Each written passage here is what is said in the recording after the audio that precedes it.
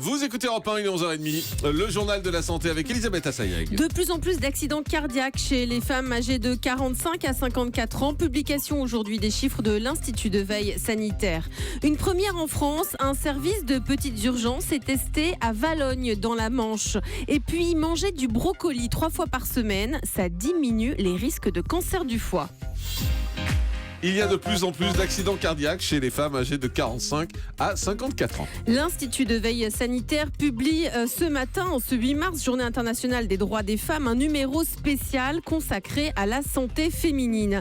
Et il en ressort que depuis 2009, il y a de plus en plus d'accidents cardiaques chez les femmes âgées de 45 à 54 ans. Écoutez les explications de Mélanie Gomez pour Europe 1.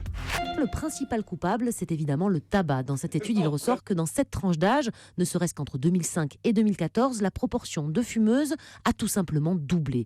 À cela s'ajoute l'augmentation d'autres mauvaises habitudes de vie qui étaient avant principalement masculines, par exemple l'alcool et la malbouffe. Enfin, il y a certains facteurs de risque spécifiquement féminins, mais que les femmes quinquagénaires ignorent, et notamment après 50 ans et une fois ménopausées, il faut toujours signaler à son médecin certains problèmes médicaux qui ont pu se passer lors des grossesses passées, comme l'explique le professeur Claire Mounier-Veillé, présidente de la Fédération française de cardiologie. Donc si elle a fait une hypertension de grossesse, si elle a eu un gros bébé à la naissance de plus de 4 kilos par exemple, si elle a fait un diabète durant la grossesse, elle doit absolument le renseigner à l'interrogatoire si elle voit un nouveau médecin traitant, si elle voit un nouveau gynéco, un cardiologue. En fait, c'est des situations à risque temporaire, mais qui vont l'identifier comme pouvant être à risque plus élevé au moment de la ménopause. Ça multiplie la probabilité d'accident de 2, entre 2 et 3 en fait, même 30 ans plus tard. Alors même si le nombre d'infarctus a fortement augmenté chez les 45-54 ans, il faut tout de même signaler qu'en revanche, on décède moins d'une crise cardiaque.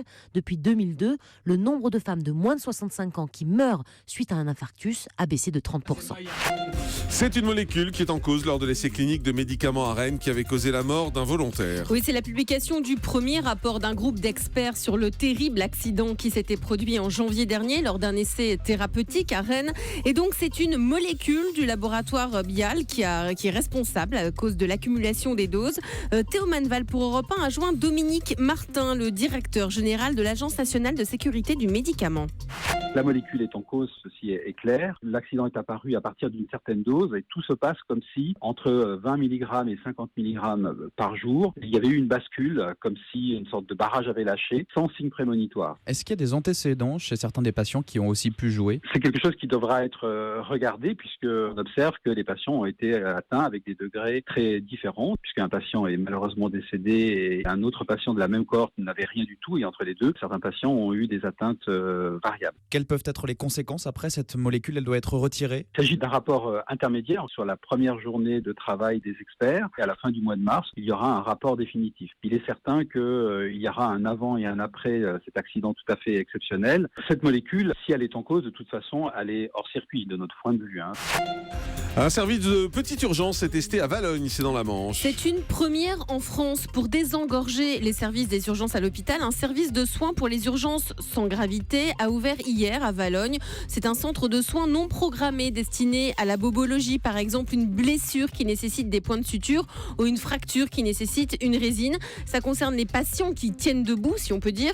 Contrairement à un service d'urgence traditionnel, il est fermé la nuit, le week-end et pendant les petites vacances scolaires. L'interruption volontaire de grossesse sera remboursée à 100% et l'arrêté vient d'être publié. Tous les actes autour de l'interruption volontaire de grossesse, comme les consultations, les analyses, les échographies, seront remboursés à 100% par l'assurance maladie à partir du 1er avril. L'arrêté a été publié aujourd'hui au journal officiel. Les sages-femmes pourront également réaliser des IVG médicamenteuses.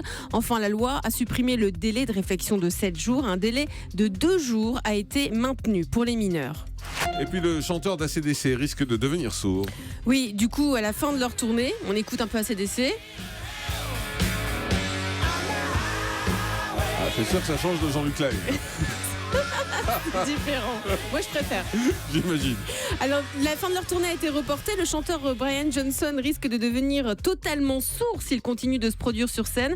Les médecins lui ont conseillé d'arrêter la tournée immédiatement au risque de perdre complètement l'audition. Le groupe jouera les 10 concerts restants à une date ultérieure, mais probablement avec un autre chanteur, a précisé ACDC, ce qui risque d'être compliqué.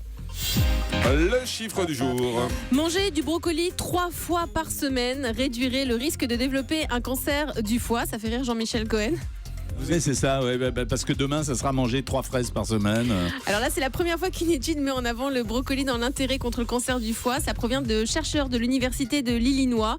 Les chercheurs de l'Université de l'Illinois conseillent de consommer le brocoli de préférence pas trop cuit, car une cuisson prolongée fait disparaître une enzyme qui s'appelle le myrosinase. C'est un composant du brocoli anti-cancer et anti-inflammatoire. Merci Elisabeth Assayag.